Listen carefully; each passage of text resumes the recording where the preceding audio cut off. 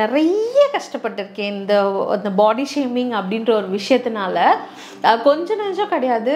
Like பார்க்குறவங்க எல்லாருமே first எடுத்து வைக்கிறது என்ன வேலை பார்க்குற மேக்கப் ஆர்டிஸ்டா நீயா அப்படின்ற மாதிரி இருக்கும். டைரக்டாவே சொல்லிடுவாங்க. இப்படி இருந்துட்டு எப்படி மேக்கப் ஆர்டிஸ்டா நீ கொஞ்சம் ஒன்று மாற்றிக்கலாம்ல அப்படின்ற மாற்றிக்கணும்னா நான் வந்து எவ்வளோ பெரிய உலகம் இருந்தாலும் எனக்கு அவங்க 2 பேர் மட்டும்தான் என் உலகமே ஆக்சுவலி. ஐயோ, அவங்க 2 பேரும் வந்து என்னை எந்த இடத்துலையுமே வந்து டவுன் பண்ணதே கிடையாது. நான் இப்போ இந்த ஸ்டேஜில் இருக்கேன் அப்படின்னு நான் வந்து பெருசாக ஃபினான்ஷியலாக வந்து ரொம்ப ஸ்ட்ராங்கெல்லாம் கிடையாது. ஐயோ, பிஜியில் தான் இருந்தேன். நான் ரூமை ஓப்பன் கூட பண்ண மாட்டேன். கதவை நான் சாத்திட்டு நான் அவ்வளோ அழுதுருக்கேன். எனக்கு ஏன் இந்த மாதிரி நம்ம ஒருவேளை நம்ம வீட்டில் சொன்ன மாதிரி கல்யாணம் பண்ணிகிட்டே போயிருந்துக்கலாமோ அப்படின்ற மாதிரியெல்லாம் இருக்கும். நம்ம எனக்குலாம் நான் இதை ஓப்பன் பண்ணப்போ எனக்கு பயங்கர பிரச்சனையெல்லாம் ஆச்சு. எனக்கு வந்து இங்கெல்லாம் வந்து பிரச்சனை பண்ணி எப்படி நீங்கள் ஓப்பன் பண்ணலாம் அப்படி இப்படின்னு. நான் இது ஏன் இஷ்டம், நான் ஏன் காசு, நான் சம்பாதிச்சு நான் ஓப்பன் பண்ணுறேன். அடுத்தவங்களை வந்து கீழே தள்ளிட்டு நம்ம மேலே வரணும்னு நம்ம நினைக்கக்கூடாது. யாராவது டேரக்டாகவே வந்து சொல்லியிருக்காங்களா? அவங்க டேரக்டாக எப்படி சொல்ல முடியும்? டேரக்டர்ஸை நாம சும்மா விடுவோமா? டேரக்டர் சொல்ல மாட்டாங்க. பட் என்னன்னா நிறைய கேள்விப்பட்டிருக்கேன். கம்மிங்களா ஃபஸ்ட்டு வர்றது தான் கொஞ்சம் கஷ்டமாக இருக்குது, அதுக்கப்புறம்லாம் அடுத்த ஸ்டெப்பெல்லாம் ஈஸி தான் அப்படின்ற மாதிரி. ஃபஸ்ட்டு வரும்போது பார்த்து கவனமாக காலை வச்சுருங்க, அதுக்கப்புறம் லைஃப் அப்படியே போகும், அது கூடயே அப்படியே போயிடுங்க, அவ்வளோதான். யாரையும் நம்பாதீங்க. ஃபர்ஸ்ட் ஆஃப் ஆல் ஆகாயம் தமிழ் நேயர்களுக்கு வணக்கம். இன்னைக்கு நம்மளோட பியூட்டிஃபுல்லான மேக்கப் ஆர்டிஸ்ட் ரேணு இருக்காங்க. அவங்கள வெல்கம் பண்ணிடலாம். ஹாய். ஹலோ, எப்படி இருக்கீங்க? Black black. Yes yes. ரொம்ப நலமா இருக்கேன். நீங்கள் எப்படி இருக்கீங்க? ரொம்ப நல்லா இருக்கேன்டா. ஸோ நீங்கள் கடந்து வந்த ஸ்ட்ரகிள்ஸ் வந்து எந்த மாதிரியெல்லாம் இருக்குது? இவ்வளோ நான் வந்து கஷ்டப்பட்டு இப்போ வந்து நான் இந்த ஸ்டேஜில் இருக்கேன், ஸோ இந்த கஷ்டம்லாம் பட்டேன்ப்பா, அதுக்கான ஒரு பலன் வந்து எனக்கு இப்போ கிடைச்சிருக்கு அப்படின்னா என்ன அப்படின்னா, நம்ம வந்து ஸோ முன்னாடி இருக்க மேக்கப் ஆர்டிஸ்ட்டும் சொல்ல ஒரு 10 இயர்ஸாக ஃபீல்டில் இருப்பாங்கல்ல, ஸோ அவங்க எல்லாத்துக்கும் சேர்த்தே நான் சொல்கிறேன். என்னன்னா, நாங்கள் அவ்வளோ கஷ்டப்பட்டு இந்த ஸ்டேஜுக்கு நாங்கள் வந்திருக்கோம். இப்போ தான் நாங்கள் கிளாஸ் எடுக்க ஸ்டார்ட் பண்ணுறோம். இதுக்கு மேலே ஒரு நிறைய மேக்கப் ஆர்டிஸ்ட்டாக வளர்த்து விட நாங்கள் நினைக்கிறோம். ஆனால் இப்போ இருக்கவங்க எப்படி இருக்காங்கன்னா, இன்றைக்கே கற்றுக்கிட்டு நாளைக்கு அவங்க கிளாஸ் எடுக்கிறாங்க. ஓகே, ஸோ அது ரொம்ப ஈஸியாக போச்சு. Actually that is not easy job. ஏன்னா வந்து நம்ம ஒரு விஷயத்தில் எவ்வளோ கான்ஃபிடென்ட்டாக இருக்கமோ அதை தான் நம்ம அடுத்தவங்களுக்கு சொல்லித்தரணும் இல்லையா? நமக்கே பெருசாக எக்ஸ்பீரியன்ஸ் கிடையாது, அதை வந்து நான் அடுத்தவங்களுக்கு நான் சொல்லி கொடுக்குறேன் அப்படின்னா அது வந்து ஒரு ஸ்டேஜில் வந்து அது பிரேக் ஆகிடும். அவங்க அதில் ஃபெயில் தான் ஆவாங்க. சக்ஸஸ்க்கு போகிறது ரொம்ப கஷ்டமாக இருக்கும். நமக்கு பிடிச்சிருக்குன்னு நம்ம வந்தோம், நம்ம ஒரு வேளை வேறு ஃபீல்டு எடுத்துருக்கலாமோ, ஒரு வேளை தப்பாக சூஸ் பண்ணிட்டோமோ அப்படின்ற மாதிரியெல்லாம் இருக்கும். ஏன்னா தெருவுக்கு தெரு மேக்கப் ஆர்டிஸ்ட் இருக்காங்க. இப்போல்லாம் பார்த்தா என்னடா இது இவ்வளோ வருஷம் கனவு கண்டு சரி ஒரு மேக்கப் ஆர்டிஸ்ட் ஆகிறோம், கொஞ்சம் சம்பாதிக்கிறோம் அப்படின்னு நாமளும் நினைப்போம். நம்ம வாங்குகிற காசும் சரி, நம்ம கிடைக்கிற பேரும் சரி, அது எல்லாமே வந்து இப்போ இருக்கவங்களுக்கு அதிகமாக கிடைக்குது.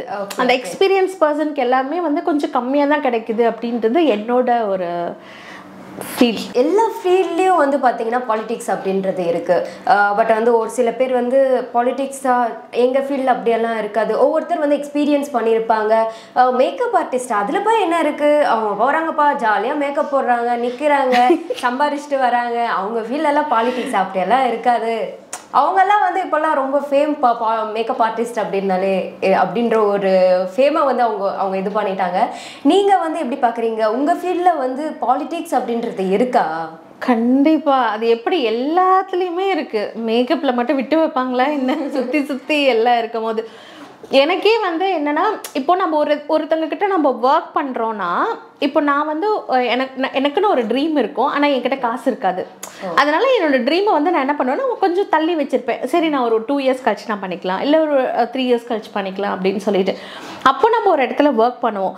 ஒர்க் பண்ணிவிட்டு நமக்கான டைம் வரும்ல, நம்ம சரி நம்ம ஸ்டார்ட் பண்ணலாம் அப்படின்னு நம்ம நெக்ஸ்ட் ஸ்டெப் எடுத்து வைக்கும் போது நமக்கு ஃபஸ்ட்டு வந்து நிற்கிறதே அந்த நம்ம முன்னாடி ஒர்க் பண்ணவங்கள தான் இருப்பாங்க.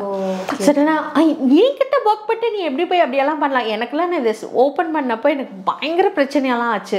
எனக்கு வந்து இங்கெல்லாம் வந்து பிரச்சனை பண்ணி எப்படி நீங்கள் ஓப்பன் பண்ணலாம் அப்படி இப்படின்னு. நான் இது ஏன் இஷ்டம், நான் ஏன் காசு, நான் சம்பாதிச்சு நான் ஓப்பன் பண்ணுறேன்.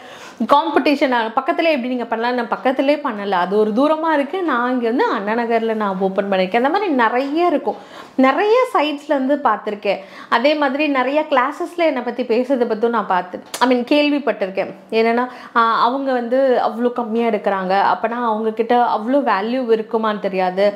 அது தேவையில்லாதது. ஸோ வந்து என்னென்னா நம்ம இப்போ ஒருத்தங்க கிளாஸ் எடுக்கிறாங்க அப்படின்னா அங்கே எதுக்காக நம்ம வந்திருக்கோமோ அதை மட்டும் எடுத்தால் போதும். ஓகேயா, அடுத்தவங்க அவங்க என்ன பண்ணுறாங்க, இவங்க என்ன பண்ணுறாங்க, நம்மக்கிட்ட வரணுன்றதுக்காக அடுத்தவங்கள பற்றி நெகட்டிவாக பேசக்கூடாது. அது வந்து தப்பு தானே. ஏன்னா வந்து நீங்களும் அதில் தான் இருக்கீங்க, நாமளும் அதில் தான் இருக்கோம். அந்த மாதிரியெல்லாம் நிறைய நடக்குது. ஸோ அது வேணான்றது என்னோட இப்போ ஒரு ரெக்வஸ்ட்டாக இருக்கும் எல்லாத்துக்குமே. என்ன கிளாஸ் எடுக்கிறீங்களா, கிளாஸ் மட்டும் எடுங்க. அடுத்தவங்களை வந்து கீழே தள்ளிட்டு நம்ம மேலே வரணும்னு நம்ம நினைக்கக்கூடாது. யாராவது டேரக்டாகவே வந்து சொல்லியிருக்காங்களா? அவங்க டேரக்டாக எப்படி சொல்ல முடியும்? டேரக்டாக சொல்ல நம்ம சும்மா விடுவோமா? டேரக்டாக சொல்ல மாட்டாங்க. பட் என்னன்னா நிறைய கேள்விப்பட்டிருக்கேன். நிறைய நம்ம வந்து என்ன சொல்கிறது, நம்ம ஒரு காம்படிட்டராக இருக்கும் போது நீங்கள் என்ன பண்ணுறீங்கன்னு எனக்கு தெரியணும். நான் கண்டிப்பாக நான் பார்ப்பேன். ஓகே, அதை விட்டு பெஸ்ட்டாக பண்ணணும்னு தான் நான் நினைப்பேன்.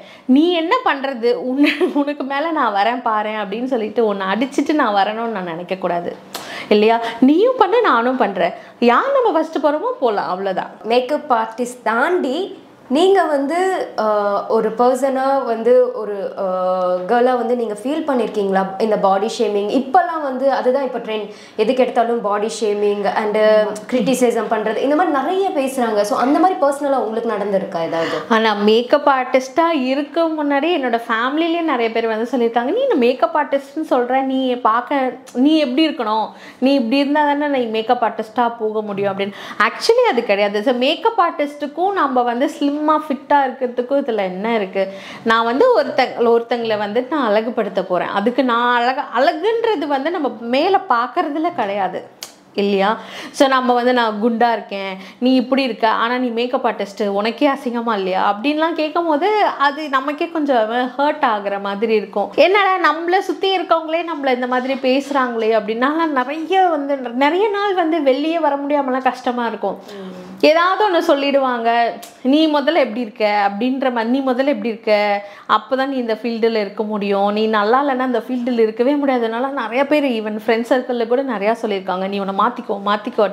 அதுக்காக நான் ட்ரையும் பண்ணியிருக்கேன், ஆனால் முடியலை. நம்ம ஒரு ஸ்டேஜுக்கு மேலே வந்து, ஏன்னா இதனால நான் நிறைய கஷ்டப்பட்டிருக்கேன் இந்த பாடி ஷேமிங் அப்படின்ற ஒரு விஷயத்தினால. கொஞ்சம் நெஞ்சம் கிடையாது. லைக் பார்க்குறவங்க எல்லாருமே ஃபஸ்ட்டு எடுத்து வைக்கிறது, என்ன வேலை பார்க்குற, மேக்கப் ஆர்டிஸ்டா நீயா அப்படின்ற மாதிரி இருக்கும். டைரக்டாவே சொல்லிடுவாங்க. இப்படி இருந்துட்டு எப்படி மேக்கப் ஆர்டிஸ்டா, நீ கொஞ்சம் ஒன்று மாற்றிக்கலாம்ல அப்படின்ற. மாற்றிக்கணும்னா நான் வந்து பார்க்க நீட்டாக போகணும். நானே அழகாக க்ரூம் அப்படின்றது என்ன, நம்மளை வந்து பார்த்துட்டு சி அப்படின்னு சொல்லாமல் ஓகே நீட்டாக இருக்கணும், அவ்வளோதான். ஓகே, அந்த மாதிரி நம்ம போகிறது ஓகே. பட் அதுக்காக நீ வந்துட்டு கடவுள் கொடுத்தது தான் இது எல்லாமே. எல்லாருக்குமே ஒவ்வொரு பிரச்சனை இருக்கும் உடம்புல. ஓகே, யாருமே வந்து சாப்பிட்டு குண்டாகி அது வர்றது கிடையாது. நமக்குன்னு ஹெல்த் இஷ்யூ இருக்கும், இல்லை நமக்குன்னு ஏதாவது ஒரு பிரச்சனைகள் பின்னாடி இருக்கும். அதனால தான் நம்ம வந்து இப்படி இருக்கோம். எல்லாருக்கு பின்னாடியும் கண்டிப்பாக ஏதாவது ஒரு கதை இருக்கும். அதெல்லாம் தெரியாமலே கண்ணுக்கு முன்னாடி வந்துட்டு நிறைய ஹர்ட் பண்ணுற மாதிரி வார்த்தைகள். வேலை கிடைக்கும் போது கூட நம்ம வேலை தேடிட்டு இருப்போம்ல, முன்னாடி வேலை தேடும் போது கூட அவங்க வந்து நம்ம எவ்வளோ டேலண்ட்டாக இருந்தாலும் சரி, அவங்க வந்து ஃபஸ்ட்டு கேட்குறவ எல்லாம் ஓகே, ஆனால் பட் கொஞ்சம் இந்த ஃபீல்டுக்கு அழகாக வேணும், இல்லை வந்து கொஞ்சம் ஸ்லிம்மாக வேணும் அப்படின்லாம் வந்து சொல்லும் போது அதுலேருந்து நிறையா ரிஜெக்ஷன்ஸ் நான் பார்த்துருக்கேன். ஸோ அந்த மாதிரி பார்க்கும் போதெல்லாம் அதுக்காக நான் அவ்வளோ டயட் இருந்திருக்கேன், ஜிம் போயிருக்கேன். ஆனால் என்னால் முடியாது. ஏன்னா வந்து நம்ம ஃப்ரீலான்சிங்காக நம்ம ஒரு மேக்கப் பண்ணுறோம் அப்படின்னா காலையில் 5 மணிக்கு போக வேண்டியதாக இருக்கும், 2 மணிக்கு போக வேண்டியதாக இருக்கும். அதெல்லாம் முடிச்சுட்டு நம்ம கிடைக்கிற டைமில் சாப்பிட்டுட்டு தூங்குறதுக்கு டைம் கரெக்டாக இருக்கும். அந்த டைமில் போயிட்டு நம்ம வந்து ஜிம் போகணும், ஒர்க் அவுட் பண்ணணும், யோகா பண்ணணும், இது எல்லாமே போயிட்டு நான் யோகாக்கெல்லாம் நான் போயிட்டு ஒரு 15 days ஃபுல்லாகவே எந்த ஃபோனுமே பிக் பண்ண எதுவுமே பண்ணல. நான் பாட்டுக்கு அப்படியே போயிட்டு கற்றுக்கிட்டு சரி ஏதாவது நம்ம ஒன்று பண்ணலாம், அப்படியாவது நமக்கு ஏதாவது ஆகுமா அப்படின்னு சொல்லி எல்லாம் பண்ணேன். நான் வந்து பிஜியில் தான் இருந்தேன். நான் ரூமை ஓப்பன் கூட பண்ண மாட்டேன். கதவை நான் சாத்திட்டு நான் அவ்வளோ அழுதுருக்கேன். எனக்கு ஏன் இந்த மாதிரி நம்ம ஒருவேளை நம்ம வீட்டில் சொன்ன மாதிரி கல்யாணம் பண்ணிகிட்டே போயிருந்துருக்கலாமோ அப்படின்ற மாதிரியெல்லாம் இருக்கும். நம்ம வந்து ஏதாவது ஒன்று சாதிக்கணும்னு நினைக்கிறோம், ஆனால் அது வந்து தப்பாக நம்ம டிசிஷன் எடுத்துட்டோமோ அப்படின்லாம் நான் எடுத்திருக்கேன். உங்களோட ஸ்ட்ரென்த் யாரு? ஏன்னா எப்பவுமே வந்து ஒரு இடத்துக்கு நம்ம வரணும் அப்படின்னா எந்த ஃபீல்ட்லையும் சரி நம்ம முன்னாடி வரணும்னா ஒன்று நம்ம ஃபேமிலி சப்போர்ட் இருக்கணும், இல்லை ஏதாவது நம்மளுக்குன்னு ஒரு ஸ்ட்ரென்த் இருக்கும் இல்லையா? ஸோ அந்த மாதிரி உங்களுக்கு ரொம்ப ஃபேமிலி எப்படி சப்போர்ட் இருந்தாங்க? எனக்கு வந்து அம்மா தங்கச்சி தான் என்னோட பெரிய என்ன சொல்கிறது, எவ்வளோ பெரிய உலகம் இருந்தாலும் எனக்கு அவங்க 2 பேர் மட்டும் தான் என் உலகமே ஆக்சுவலி. ஐயோ, அவங்க 2 பேரும் வந்து என்னை எந்த இடத்துலையுமே வந்து டவுன் பண்ணதே கிடையாது. நான் இப்போ இந்த ஸ்டேஜில் இருக்கேன் அப்படின்னு நாங்கள் வந்து பெருசாக ஃபினான்ஷியலாக வந்து ரொம்ப ஸ்ட்ராங்கெல்லாம் கிடையாது ஃபேமிலி. ஸோ ஒரு மிடில் கிளாஸ் ஃபேமிலி தான், ஊர்லேருந்து வந்த ஃபேமிலி தான். வந்து அவங்களால முடிஞ்ச அளவுக்கு ஃபினான்ஷியலாக ஹெல்ப் பண்ணி ஓகே என் பொண்ணு தனியாக நிற்கணும், யார்கிட்டையும் போய் கை கட்டி வேலை பார்க்கக்கூடாது, அசிங்கப்படக்கூடாதுன்னு நினச்சி அவங்க இதுக்காக பண்ணுறாங்க. ஆனால் இதுக்கு பின்னாடி வந்து நான் ஒவ்வொரு டைமும் நான் நினைப்பேன், ஓகே அவங்கள வந்து நம்ம ஏதாவது ஒரு இடத்துல வந்து பெருமைப்படுத்தணும் அப்படின்னு சொல்லிட்டு நான் நினச்சிட்டு அவ்வளோ ஸ்ட்ரகிளை தாண்டி நம்ம வரோம். ஆனால் நம்ம பின்னாடி எவ்வளோ கஷ்டப்படுறோன்றது யாருக்குமே தெரியல. முகத்துக்கு முன்னாடி வந்து ஈஸியாக பேசிட்டு போயிடுறாங்க, நீ என்னப்பா அப்படின்னு. ஆனால் பின்னாடி நான் படுற கஷ்டம், என் ஃபேமிலி படுற கஷ்டம் நமக்கு மட்டும்தான் தெரியும். நம்ம முன்னாடி ஐயோ கியூட்டியை நான் அழ வச்சுட்டே எனக்கே கஷ்டமா இருக்கு.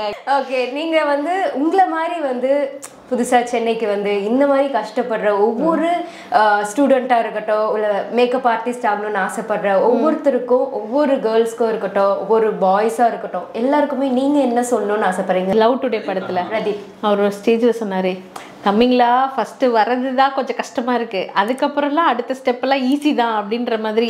ஃபஸ்ட்டு வரும்போது பார்த்து கவனமாக காலை வச்சுருங்க, அதுக்கப்புறம் லைஃப் அப்படியே போகும், அது கூடயே அப்படியே போயிடுங்க, அவ்வளோதான். எந்த பக்கமும் வந்து திரும்பாமல் போயிடுங்க. ஆனால் ஃபஸ்ட்டு ஸ்டெப்பை ரொம்ப பார்த்து கவனமாக வைங்க. அதுதான், யாரையும் நம்பாதீங்க. ஃபர்ஸ்ட் ஆஃப் ஆல் நீங்கள் ஃபஸ்ட்டு எதுவாக இருந்தாலும் ஒரு 4-5 கேள்வியாவது கேளுங்க. டக்குன்னு எல்லாத்துக்கும் ஓகே சொல்லாதீங்க. ஒரு 4-5 கேள்வியாவது கேட்டுட்டு அதுக்கப்புறம் ஓகே சொல்லுங்கள். நானும் வந்து ரேணுவை பிரைடலில் பார்க்குறதுக்கு ரொம்ப ஈகராக வெயிட் பண்ணிட்டு இருக்கோம். தேங்க்யூ. நாங்கள் கேட்ட கேள்விகளை ரொம்ப சிறப்பாக அண்டு ரொம்ப அழகாக ஆன்சர் பண்ணீங்க. ஐ மீன் வந்து எதுவுமே வந்து ஃபேக்காக இல்லாமல் வந்து எல்லாமே நீங்கள் பட்ட கஷ்டம் எல்லாம் வந்து அப்படியே உண்மையாக நிறைய விஷயங்கள் ஷேர் பண்ணீங்க. ரொம்ப சந்தோஷமாக பேசினதில் உங்கள் கூட பேசுறது எனக்கும் ரொம்ப சந்தோஷமாக இருக்குது. என்னை ரொம்ப ஜாலியாக கொண்டு போனீங்க. ஒரு இன்டர்வியூ மாதிரியே இல்லை, அப்படியே ஃபன்னாக அப்படியே ஜாலியாக சும்மா உட்காந்து கேஷுவலாக பேசிட்டு இருந்த மாதிரி தான் இருந்துச்சு. ரொம்ப நன்றி. நாங்கள் வந்து நிறைய விஷயஸ் உங்களுக்கு கொடுக்குறோம். இன்னும் வந்து ரேணுவை நாங்கள் ஒரு பெரிய ஸ்டேஜில் பார்க்கணும்னு ஆசைப்படுறோம். தேங்க்யூ. அண்ட் இவ்வளோ நேரம் டைம் ஸ்பெண்ட் பண்ணி எங்கள் கூட பேசினதில், நிறைய கருத்துக்கள் ஷேர் பண்ணதில் ரொம்ப நன்றி. Thank you so much. தேங்க்யூடா. தேங்க்யூ.